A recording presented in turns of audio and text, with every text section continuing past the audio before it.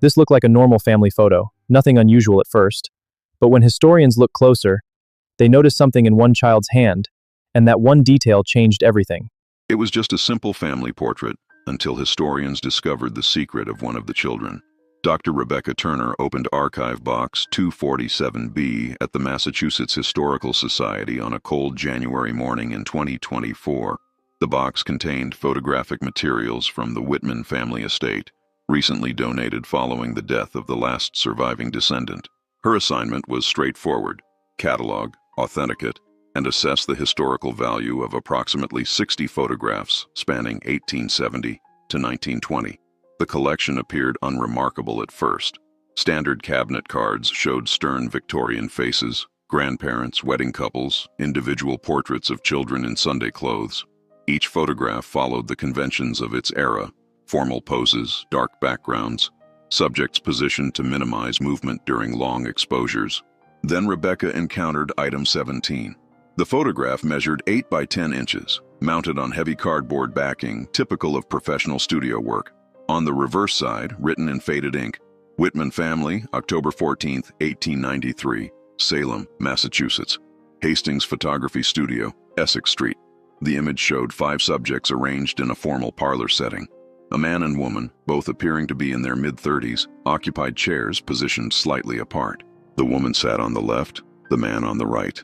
Between them stood 2 boys, the taller approximately 10 years old, the shorter perhaps 8. Both wore dark suits with white-collared shirts. Their expressions were blank, their eyes fixed forward with unusual intensity. In the woman's lap sat a girl of approximately 6 years. She wore a white dress with elaborate lace detailing at the collar and cuffs. Her hands were folded across her abdomen. Her hair had been carefully arranged with a white ribbon. Her eyes were closed. Rebecca's initial assumption was that the child had fallen asleep during the sitting. Young children frequently dozed during the lengthy exposure times required by 1890s camera technology. However, certain details contradicted this interpretation. The mother's hands were positioned with deliberate precision around the child's torso and beneath her arms, not the casual hold of a parent with a sleeping child, but the careful placement of someone ensuring a body remained upright and stable. Rebecca examined the photograph under magnification. The child's skin had an unusual pallor, even accounting for the limitations of 19th century photographic chemistry. This was a post-mortem photograph. Rebecca set the photograph aside and opened her laptop. Before drawing conclusions, she needed to verify what she was seeing against established historical documentation of post-mortem photography practices in 1890s New England. Post-mortem photography had been common in America from approximately 1840 through 1910. The practice emerged alongside the daguerreotype process and grew as photography became more accessible and affordable. For many working-class and middle-class families, a post-mortem photograph was often the only image they would ever have of a deceased loved one, particularly children who died before their families could afford a formal portrait sitting. Rebecca accessed the digital archives of the Thanatos Archive, a research database documenting American death customs and material culture. She cross-referenced photographic techniques, regional practices, and specific indicators that distinguished post-mortem images from photographs of living subjects. The evidence aligned with her initial assessment. Several key factors identified the Whitman photograph as post-mortem work. First, the child's positioning. The mother's hands served a structural purpose, supporting the body in an upright seated position. This was standard practice. Photographers and families often posed deceased children as if sleeping or resting peacefully, believing this presentation was less disturbing than showing the body lying flat. Second, the timing notation on the back of the photograph. October 14, 1893 was almost certainly the date of the photography session, not the death itself. Families typically waited 1 to 3 days after death to arrange a post-mortem photograph, allowing time to notify the photographer, prepare the body, and dress the deceased in appropriate clothing. Third, the white dress. While white was sometimes used for living children's formal portraits, it was the standard color for post-mortem photography of young girls in the 1890s. White symbolized innocence, purity, and the Victorian belief that dead children became angels. Rebecca returned to the physical photograph, examining it through a jeweler's loupe at 10 times magnification. She could now see additional details invisible to the naked eye. Under magnification, the photograph revealed specific technical characteristics consistent with post-mortem photography of the period. Rebecca documented each detail systematically, photographing the image with her high-resolution digital camera and making notes in her conservation log. The child's face showed no motion blur whatsoever, unusual even for a sleeping child, who would typically shift slightly during the 30 to 60-second exposure time required by cameras in 1893. The complete absence of any blur suggested absolute stillness achievable only by a deceased subject. The eyes were closed, but the eyelids had a flattened appearance. Rebecca knew from her research that Victorian mortuary practice sometimes involved placing cotton or small coins on the eyelids of corpses to keep them closed. The slight depression visible in the photograph indicated this technique had been used. Most tellingly, the child's hands showed a specific positioning. They were folded across the abdomen with fingers interlaced, a pose that required deliberate arrangement. A sleeping child's hands would typically fall naturally to the sides or rest loosely in the lap. This formal arrangement was characteristic of mortuary preparation. Rebecca examined the studio notation again. Hastings Photography Studio had operated on Essex Street in Salem from 1889 to 1902. She cross-referenced the name against local business directories and found that Thomas Hastings had advertised memorial portraiture as one of his specialties, a common euphemism for post-mortem photography. She needed more context. Who were the Whitmans? What had caused this child's death? And why had this photograph survived for 131 years, preserved carefully enough to end up in a historical society's collection? Rebecca returned to the archive box and began searching for additional materials that might provide answers. Beneath layers of tissue paper, she found a leather-bound book, approximately 5 by 7 inches, with a brass clasp. The cover was embossed with faded gold lettering, Family Record. She opened it carefully. The pages were brittle but intact. Inside was a genealogical record maintained in careful handwriting, documenting births, marriages, and deaths in the Whitman family from 1875 through 1918. She turned to the entries from 1893. The genealogical record was organized chronologically, with each entry dated and written in the same careful script. Rebecca recognized the handwriting style as typical of educated women in the late 19th century. Formal, precise, with elaborate capitals and consistent spacing. She located the year 1893 and found the entry she was looking for. October 11, 1893. Our beloved daughter, Anna Louise Whitman, departed this life at age 6 years and 4 months. Cause, diphtheria. She passed peacefully at home in the presence of her mother, father, and brothers Thomas and William. Dr. Horace Fletcher attending. Burial, October 13th, Harmony Grove Cemetery, Salem. May the Lord grant her eternal rest. 3 days between death and burial was standard for the period. The photograph had been taken on October 14th, 1 day after the burial. This detail surprised Rebecca. Most post-mortem photographs were taken before burial, while the body was still at home. Photographing the family after the burial suggested a different purpose, not memorializing the deceased child's physical appearance, but documenting the family's grief and creating a record of them all together, united in mourning. Rebecca continued reading the family record. The next entry was dated November 1893. This month has been the darkest of our lives. Anna's absence is felt in every corner of our home. Thomas, age 10, has become withdrawn and speaks little. William, age 8, wakes crying in the night, calling for his sister. My husband Robert works long hours at the mill and returns home exhausted, unable to speak of his sorrow. I find myself standing in Anna's room, holding her dresses, unable to accept that she will never wear them again.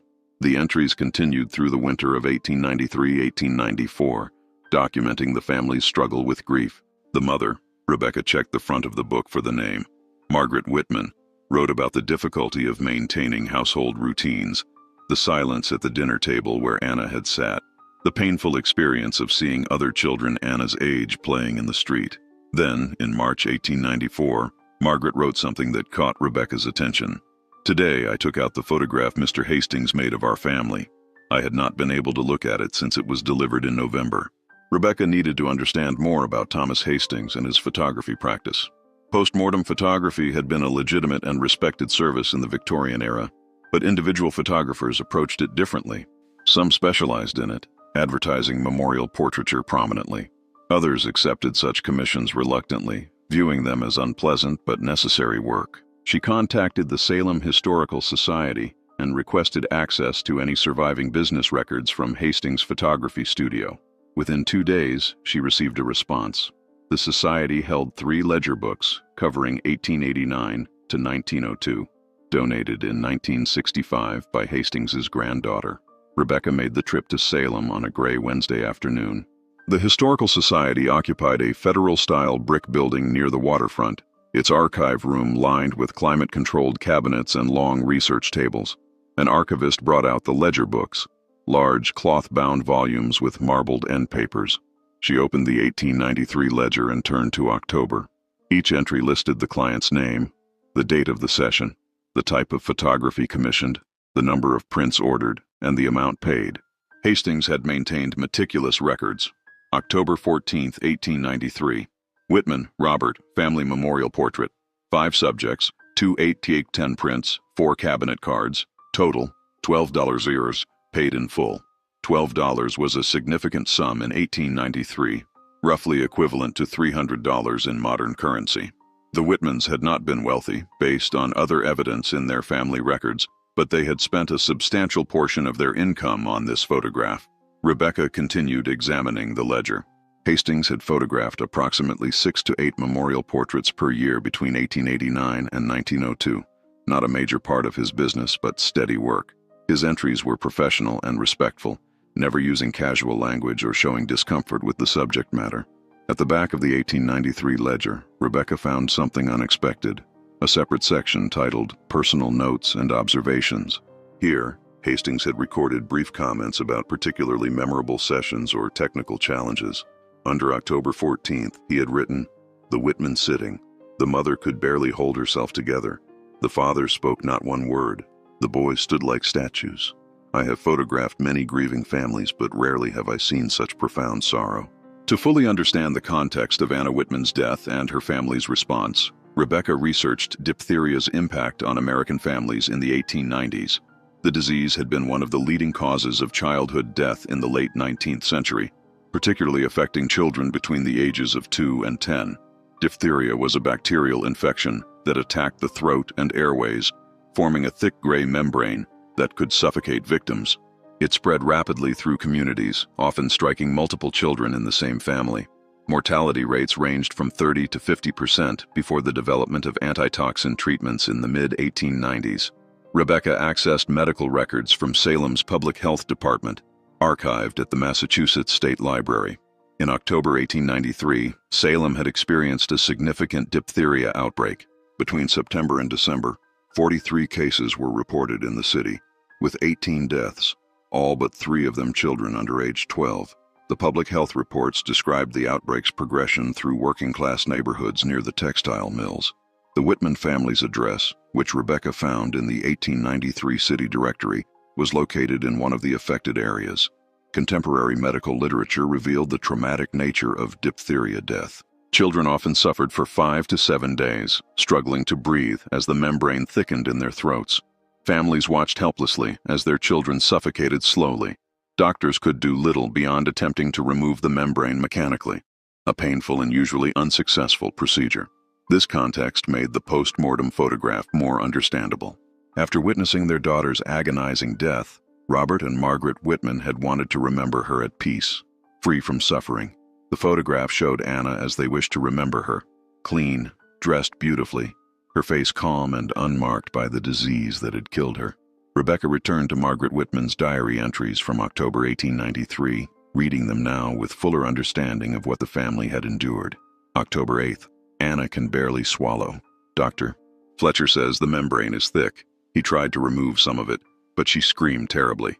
I cannot bear to see her suffer so. Margaret Whitman's family record book contained not only her own entries, but also, beginning in 1900, occasional entries written by her sons as they grew older. Rebecca found these later additions while examining the full contents of the record book. In 1903, Thomas Whitman, then 20 years old, had written a retrospective entry about his sister's death and its impact on the family. I am 20 now, and 10 years have passed since Anna died. I can still remember everything about that October. I remember the sound of her coughing, the way Mother cried when the doctor said there was nothing more he could do, the smell of carbolic acid they used to disinfect the house after she died. I remember standing in Mr. Hastings's photography studio 3 days after the funeral, wearing my Sunday suit, trying not to look at Anna sitting in Mother's lap. I knew she was dead, but she looked almost alive, just sleeping. That photograph hangs in our parlor now. Sometimes I catch Mother looking at it, touching the frame, whispering to Anna as if she can hear. William Whitman, the younger brother, had added his own entry in 1905. I was 8 when Anna died. For years afterward, I could not look at the photograph without feeling sick. It seemed wrong to me that we had dressed her up and posed her like a doll, pretending she was just asleep. But now I am 20, and I understand better what Mother and Father needed. They had no other photographs of Anna. This was their only way to keep her image with them. When I look at it now, I see my little sister as she was, quiet, gentle, always wearing white dresses with ribbons in her hair. The photograph preserved her exactly as we remember her. These entries revealed the complex emotions surrounding post-mortem photography. For the parents, the photograph had been essential, a tangible connection to their lost child. For the surviving children, it had been disturbing, even traumatic. Yet with time, even the brothers came to appreciate its value as the only visual record of their sister's existence. Rebecca noted that this tension was common in Victorian families. Post-mortem photography served the emotional needs of parents, but often troubled surviving siblings who had to witness the staging of death. Rebecca spent the next several weeks researching how the Whitman photograph had survived from 1893 to 2024. She traced the family's history through census records, city directories, and genealogical databases. Robert Whitman, the father, had worked as a supervisor at the Naumkeag Steam Cotton Company mill until his death in 1911. Margaret had outlived him by 23 years, dying in 1934 at age 76. According to her obituary in the Salem Evening News, she had remained in the family home on Bridge Street until her final illness. Thomas Whitman had married in 1908 and moved to Boston, where he worked as a clerk for an insurance company. William had remained in Salem, taking over his father's position at the mill and eventually becoming a plant manager. He had married in 1910 and had 3 children. The photograph had remained with William's branch of the family. When he died in 1947, his eldest daughter, Ruth, inherited the family home and all its contents, including the photograph and Margaret's family record book. Ruth had preserved these items carefully, apparently understanding their historical significance. In a letter Rebecca found among the archived materials, Ruth had written to her own daughter in 1982, "The photograph of your great-grandmother Margaret holding little Anna is one of our most precious family heirlooms. I know it seems strange to modern eyes. Why would anyone photograph a dead child? But you must understand that in 1893, most families had no photographs at all. When a child died, there was no image to remember them by, no face to recall as the years passed. This photograph was my grandmother's most treasured possession. She looked at it every day of her life after Anna died. When she became elderly and her memory began to fail, she could no longer remember many things, but she never forgot Anna's face, because she had this photograph to look at." Ruth had died in 1995. Her daughter had kept the photograph and family records until her own death in 2023, at which point the entire collection had been donated to the Massachusetts Historical Society. 131 years after it was taken, the photograph of Anna Whitman and her grieving family had found a permanent home.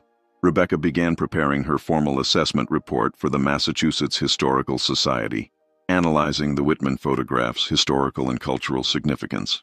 Post-mortem photography had largely disappeared from American culture by 1920, making surviving examples like this one valuable primary sources for understanding 19th century attitudes toward death, mourning, and memory. The Victorian era had been characterized by elaborate mourning customs. Death was not hidden away in hospitals and funeral homes as it would be in the 20th century. It occurred at home, with family members present. Bodies were prepared by family members, laid out in the parlor for viewing, and mourned with rituals that lasted months or even years. Post-mortem photography was one element of this broader mourning culture. The photographs served multiple purposes. They provided a visual record for family members who could not attend the funeral. They created a permanent memorial when no previous photographs existed, and they offered consolation to grieving parents by showing their children at peace. The Whitman photograph was particularly significant because it documented not just the deceased child, but the entire family's grief. The composition of the image, mother holding the dead child, father sitting apart in isolated sorrow, brothers standing rigidly with traumatized expressions, captured the devastating impact of childhood death on 19th century families. Rebecca noted in her report, This image serves as a historical document of the diphtheria epidemic that swept through Salem in 1893, the limited medical interventions available at the time, and the emotional toll of childhood mortality on working-class families. The accompanying family record book provides rare first-person documentation of grief, mourning practices, and the long-term psychological impact on surviving family members. She recommended that the photograph be included in the Society's permanent exhibition on 19th-century New England family life, with interpretive materials explaining post-mortem photography practices and their cultural context. The Society's curator agreed. The photograph would be displayed with appropriate sensitivity, acknowledging both its historical importance and the genuine human tragedy it represented. 6 months after discovering the Whitman photograph, Rebecca stood in the Massachusetts Historical Society's newly opened exhibition, Faces of the Past, Photography and Memory in 19th-Century New England. The Whitman family portrait occupied a central position, mounted in a climate-controlled case with accompanying text panels explaining post-mortem photography practices. The exhibition designers had handled the image respectfully, providing context without sensationalizing. The text panel read, "Post-mortem photography was a common practice in Victorian America, particularly for families who had lost children. Between 1840 and 1910, these photographs served as treasured mementos for grieving parents who often had no other images of their deceased children." This 1893 portrait shows the Whitman family of Salem, Massachusetts, one day after burying their 6-year-old daughter Anna, who died of diphtheria during a citywide epidemic. The photograph, commissioned from a local studio, was kept by the family for over a century and represents both a private moment of grief and a broader historical reality. Childhood mortality was common, and families developed cultural practices to cope with devastating loss. Visitors moved slowly past the exhibit, many stopping to read the full story. Rebecca watched their reactions. Initial surprise at learning the child was deceased, followed by visible emotion as they read Margaret Whitman's diary entries, displayed in transcription beside the photograph. An elderly woman stood before the image for several minutes, then turned to her companion. "My great-grandmother had a photograph like this," she said quietly. "A baby who died in 1887. I always wondered why they would photograph a dead child. Now I understand. It was the only way to keep that child's memory alive." This, Rebecca realized, was the value of preserving and interpreting historical photographs like the Whitman portrait.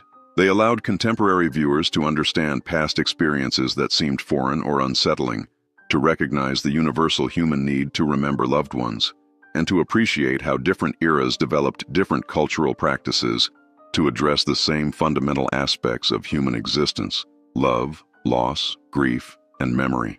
The photograph of Anna Whitman, her small body held carefully by her mother, her face peaceful in death, her family's grief visible in every detail of the composition, had transcended its original purpose.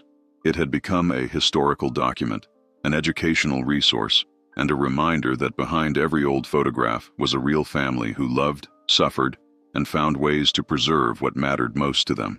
Anna Louise Whitman had died at age 6 in October 1893, but 131 years later, her image remained, allowing her to be remembered not just by her descendants, but by anyone who took the time to look at her face and understand the story it told.